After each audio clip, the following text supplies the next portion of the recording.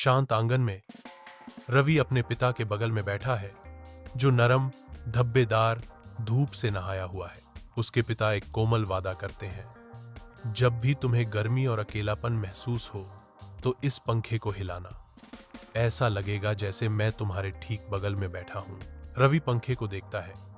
एक साधारण वस्तु अब गहन पितृप्रेम से ओतप्रोत है। रवि के चेहरे पर खुशी की लहर दौड़ जाती है, क्योंकि वह पंखे को कसकर पकड़ता है।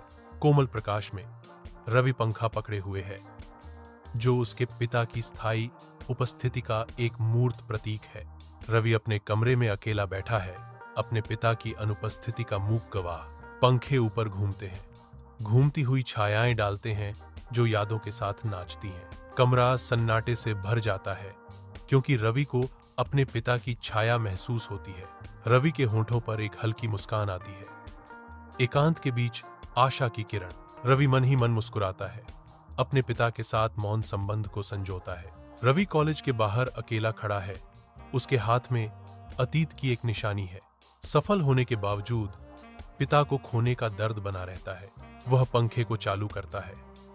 उसकी धीमी सी आवाज बीते दिनों की एक कोमल याद दिलाती है। एकांत के क्षण में एक जानी पहचानी आवाज उसके दिमाग में गूंजती है, डरो मत बेटे, मैं तुम्हारे साथ हूं। पंखा तेजी से घूमता है। यादों का एक बवंडर उसके चारों ओर घूमता है। उसे अपने पिता के शब्दों में ताकत मिलती है, भविष्य का सामना करने के लिए तैयार। रवि के घर में 16 साल धूल की तरह जम जाते हैं। पिता और पुत्र के बीच एक मौन भेंट गुजरती है। पंखा बेटा आगे बढ़ता है, उसकी उंगलियां इतिहास और विरासत को छूती हैं। रवि की आंखों में प्यार, गर्व और अनकही कहानियों का ब्रह्मांड झलकता है। यह सिर्फ हवा नहीं देता, यह अलगाव में अपनेपन की भावना देता है। पंखा एक साधारण वस्तु अब समय और दूरी में संबंध का एक पात्र है।